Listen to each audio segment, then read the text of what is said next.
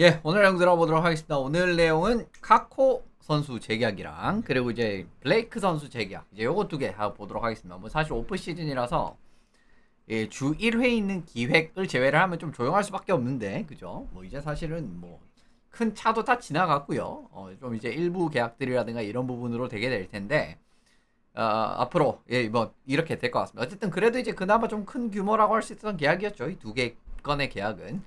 그래서 이제 요거 한번 살펴보면서 오늘 내용 들어가 보도록 하겠습니다. 처음은 카코 선수입니다. 예, 카코 선수 결국 이제 재계약이 합의가 됐어요. 사실 이제 카코를 결국 이제 레인저스에서 영입을 해오면서 이제 레인저스가 사실은 작년에 이제 결국 이래서는 안 되겠다라는 부분에서 상당히 이제 큰 어떻게 보면은 핵심 자원들을 많이 내보냈지 않습니까? 뭐 이번 오프 시즌도 마찬가지고 뭐 사실 이제 지난 시즌 도중에 이제 내보냈었던 자원이었고 결국 이제 이 시애틀에서의 괜찮았다라고 판단한 것 같아요. 시애틀 수뇌부는 이제 그런 과정에서 보시면은 3년 재계약, 예, 450만 달러. 뭐 이제 그렇게 큰 규모는 아닙니다, 사실. 지금 이제 결국 이제 인플레가 왔다, 뭐 이런 이야기는 계속 이제 말씀을 드리는 내용 중에 하나고요. 그런 과정에서 카코 선수의 내용 한번 들어가 보도록 하겠습니다. 3년 계약 1357만 달러, 연평균 452만 달러. 살짝 450이면 450으로 할 것이지 조금 애매한 느낌이 들기는 하지만 어쨌든 뭐 계약은 계약이니까 그렇게 이제 바라보시면 좋을 것 같고요. 거듭 말씀드리지만 그렇게 큰 규모의 계약은 아닙니다. 물론 이제 여기서 이제 조금 더 정말 확실한 모습을 보여준다라고 하면은 이제는 뭐 장기 계약으로도 갈 수가 있는 그런 사이즈이긴 한데 일단 어쨌든 3년 계약으로 마무리가 됐고 규모 자체도 그냥 적당해요. 제가 봤을 때 오히려 뭐 적당하다보다 좀 적다라고 보셔야 될 것 같은데 그런 부분을 한번 살펴보도록 하겠습니다. 지난 시즌 시애틀로 들어간 이후로부터 경기력이 괜찮아졌었죠, 사실은. 레인저스에서 30경기에서 4골 10어시스트 14포인트. 뭐 이제 뭐 출장 시간 같은 경우는 13분 17초밖에 이제 출장을 하지 못했었는데 시애틀로 넘어간 이후로는 이제 50경기 가까이 출장을 하는 과정에서 10골 20어시스트 30포인트에다가 뭐 4분 가까이 예, 출장 시간이 늘어났습니다. 이런 부분에서도 역시나 시애틀에서는 조금 더 역할이 늘어났구나라고 받아들이시면 좋을 것 같고요. 물론 뭐 레인저스에서도 역할을 꽤 부여받았던 시즌이 없었던 건 아닙니다. 근데 어쨌든 지난 시즌에는 사실 좀 이도저도 안 되는 그런 모습의 경기력을 보여줬었기 때문에 저 정도의 역할을 받는 건 좀 어쩔 수 없는 상황이었다. 이제 그리고 이제 결국 이제 트레이드가 됐다고 보시면 좋을 것 같아요. 사실 계약의 의미는 전성기 진입하는 공격 자원을 좀 확보를 하고자 하는 목적이지 않나라고 보고 있습니다. 물론 이제 지난 시즌 잘한 것도 있지만 어쨌든 전성기에 진입하는 현재 카코 선수의 나이적인 부분을 생각을 해보면은 그런 선수들이 사실 시애틀이 그렇게 많은 편은 아니거든요. 이제 그런 과정에서 결과적으로 전성기에 진입할 자원들을 카코, 카티에, 버니어스 이런 선수들이 있겠죠. 이런 선수들이 결국 이제 25살, 26살 이렇게 되면 좀 전성기 들어가고 결국 이제 물론 이제 아래에도 좀 좋은 애들이 있는 편이죠. 시애틀도 버클리 캐턴이라든가 이제 좋은 선수들이 있는 편인데 요 이제 또 어린 자원들도 끌고 가는 역할을 중심 자원으로 언젠가는 하면서 이제 끌고 가야 되기 때문에 그런 목적도 어느 정도는 있지 않나라고 바라보고 있습니다. 그래서 보시면은 어쨌든 카코 선수가 지난 시즌에 1라인으로 주로 이제 뛰는 모습이 나왔었습니다. 제이든 슈워츠, 버니어스, 카코 라인이 459분을 출장을 했는데 다른 라인들보다 300분 가까이 출장 시간이 더 많았었어요. 이건 사실 의미가 좀 있다라고 말씀을 드리고 물론 이제 시애틀도 좀 A급 이상의 자원들을 이렇게 이제 뎁스 팀으로서의 이렇게 이제 팀의 선수층으로 이렇게 굴러가는 팀이라고 생각을 하시고 그리고 이제 그 과정에서 라인 변화가 좀 유동적이다라는 걸 생각을 해 보시면은 사실 이제 뭐 다른 이 라인들 같은 경우 뭐 굉장히 이제 유사한 느낌의 시간들이 많거든요. 근데 그럼에도 불구하고 슈워츠, 버니어스, 카코 라인이 1라인으로서 굉장히 많은 시간을 출장했다라는 거 이건 뭐 어느 정도 의미가 있다라고 바라보셔야 될 것 같습니다. 그리고 이제 뭐 다른 라인들은 184분, 189분 이렇게 이제 보시면 좋을 것 같고요. 그리고 이제 시애틀 최다 득점 라인 같은 경우에도 역시나 뭐 많은 시간을 준 만큼 좋은 결과를 냈다라고 보시면 좋을 것 같아요. 슈어츠 버니어스 카코 라인이 이제 24골을 합작을 하면서 다른 라인들보다 확실히 많은 득점을 많이 만들었습니다. 근데 물론 이제 이거는 다른 라인들보다 출장 시간이 많은 것도 있기는 하지만 그만큼 꾸준한 활약을 보였다라는 것도 그런 부분이 있기 때문에 그렇게 바라보시면 좋을 것 같고요. 참고로 이제 2위, 3위권이랑도 어쨌든 뭐 2배 이상 차이가 납니다. 물론 당연히 이제 출장 시간이 2배 이상 차이가 났기 때문이기도 한데 어쨌든 그렇게 바라보시면 좋을 것 같습니다. 일단 카코 선수가 통산 월별 경기당 평균 포인트를 보시면은 전체적으로 좀 꾸준한 모습을 확인하실 수가 있어요. 0.3포인트에서 0.5포인트 정도에서 이렇게 왔다 갔다 하는 모습들이 매해 이렇게 반복이 되고 있습니다. 이게 이제 통산 기록이니까.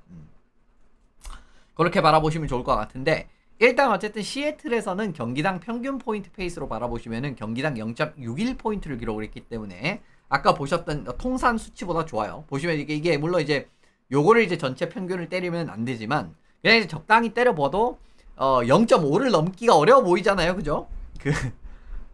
통산 포인트가 이제 이런 걸 생각을 하시면은 일단 어쨌든 시애틀에서 경기당 평균 포인트 페이스가 조금 더 좋았던 건 사실입니다. 근데 일단 레인저스에서도 사실은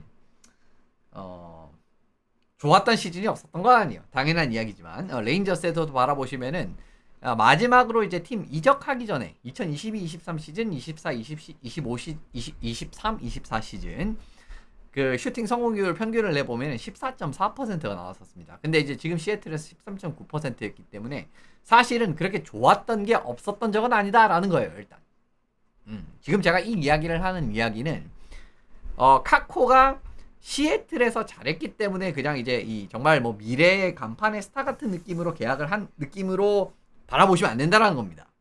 이제 왜 이렇게 말씀을 드리냐고 하면은 결국은 레인저스에서도 좋았던 적이 있었고, 그리고 어쨌든 평균 포인트가 좋았던 건 사실이지만 갈수록 좀 큰 폭으로 떨어지고 있고 평균에 좀 수렴하는 느낌이 들고 있죠. 물론 처음 들어왔을 때는 이제 또 이제 새로운 팀에서 새롭게 시작하는 그런 느낌에서 경기당 0.8포인트 1월, 그리고 이제 2월에는 0.57포인트, 3월에 0.53포인트 가다가 4월에 0.42포인트. 아까 보셨던 딱 그 통산 평균 포인트에 뭔가 좀 수렴한 느낌으로 좀 점점 결과가 가고 있다라는 거는 이거 일단 좀 생각을 해봐야 되는 부분이다라는 겁니다. 그래서 일단 어쨌든 이제 이 부분 말씀을 드리고, 카티에 버니어스까지도 이제 좀 묶어서 보시면은 좀 그래요. 보시면 이건 이제 토탈 포인트입니다. 시즌 전체 포인트예요. 좀 이제 밝은 색깔이 버니어스고 짙은 색이 카티에인데, 카티에는 22-23 시즌에 NHL 기록이 없으니까 제외하고, 버니어스 같은 경우에는 뭐 첫 시즌에 굉장히 포인트를 많이 뽑았었거든요. 근데 이제 37포인트, 43포인트 좀 정체된 느낌이 나오고 있고요. 그리고 카티에 같은 경우에도 사실 23-24 시즌이라든가 경기를 좀 이제 좀 기대를 모았었는데 지난 시즌에는 비슷했었습니다. 전체 경기 숫자 비교를 때려보면은 그런 그림에서도 결국 이제 카티에 버니어스가 좀 아쉬운 느낌이 나기 때문에 사실은 큰 돈을 들이지 않아서 뭐 팀적인 부분에서 계약적인 부분에 큰 부담이 나오진 않겠지만은 정말 차세대 1라인급 슈퍼스타의 그런 이제 어떻게 보면 뭐 간판으로, 팀의 간판으로서 1라인급으로서 이렇게 확보하는 거는 여전히 힘들 가능성은 사실은 좀 있다라고 보셔야 됩니다. 특히 이번에 카코 계약도 그렇다라고 바라보시면 좋을 것 같고요. 시선에서 바라보시면 좋을 것 같고요. 일단 NHL 로스터 지금 이제 시애틀 로스터를 보시면은 대충 이런 느낌입니다.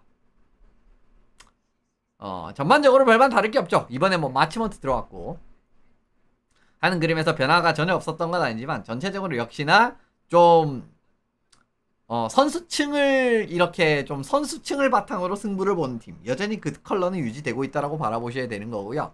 그리고 이거는 또 나쁘게 이야기를 하면은 이 확실한 임팩트를 줄 수 있는 선수는 여전히 없습니다.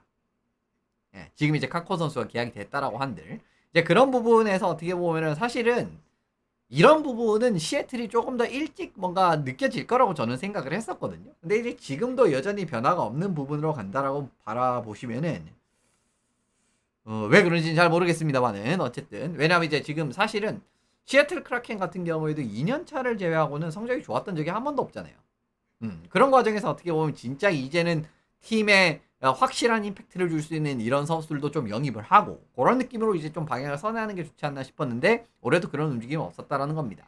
그리고 이제 만약에 이제 그런 선수를 만약에 버니어스나 카코나 그 다음에 이제 예를 들면 아까 말씀드렸던 그 라이트라든가 이런 선수들을 생각을 하고 있다라고 하시면은 카티에라든가 아직까지는 사실은 조금 더 이제 기다려야 될 수도 있고, 그리고 성장치가 좀 정체 같은 느낌이 된다라든가, 그리고 이제 카코 같은 경우에도 이제 시즌이 지나면 지날수록 뭔가 이제 레인저스 때 그 평균 생산력으로 회귀하고 있는 모습이라든가 여러 가지 좀 걱정되는 부분이 있다라고 말씀을 드리고 싶어가지고 이내로 질문을 한 겁니다. 그렇기 때문에 결국은 여전히 중견급 선수들이 다수 포진한 이제 이런 느낌의 시애틀이라고 바라보시면 좋을 것 같고요. 물론 앞으로 좀 바뀔 수 있습니다. 이제 더 밑에 올라온 선수들이 이제 자리를 잡고 뭐 예를 들면 정말 확실한 공격력을 선사하는 그런 자원들이 또 최근에 드래프트한 선수들에 좀 생길 수도 있잖아요. 근데 사실은 그러니까 이제 상위 픽을 영입을 하면서 1라운드급 젊은 자원 막 이렇게 영입을 하고 이제 앞으로도 이게 해당이 되는 이야기니까. 근데 지금 이 부분이 그러니까 이제 버니어스가 사실은 이런 느낌이 또 될 줄도 생각을 좀 못했던 부분이고, 카코도 이제 한 번 더 말씀을 드리면은 언제 레인저스급으로, 그러니까 올 시즌 딱 까보면은 레인저스 같은 느낌의 경기를 나올 수도 있다라는 거예요. 네, 이제 그런 느낌이 나올 수가 있기 때문에 그런 과정에서 일단은 한번 지켜볼 필요는 있다. 물론 이제 전체적인 계약의 규모라든가 크기라든가 그런 부분은 큰 부담은 없지만, 그래도 이게 이제 전체적으로 큰 팀을 만들어가는 과정에서 얼마나 확실한 카드로 자리 잡을지는 아직까지는 전 잘 모르겠습니다. 예. 그런 과정들이 있기 때문에 앞으로의 카코 선수의 이런 활약들이라든가 이런 걸 한번 보시면서 시애틀의 앞으로의 이런 향방들 한번 지켜보시면 좋을 것 같습니다.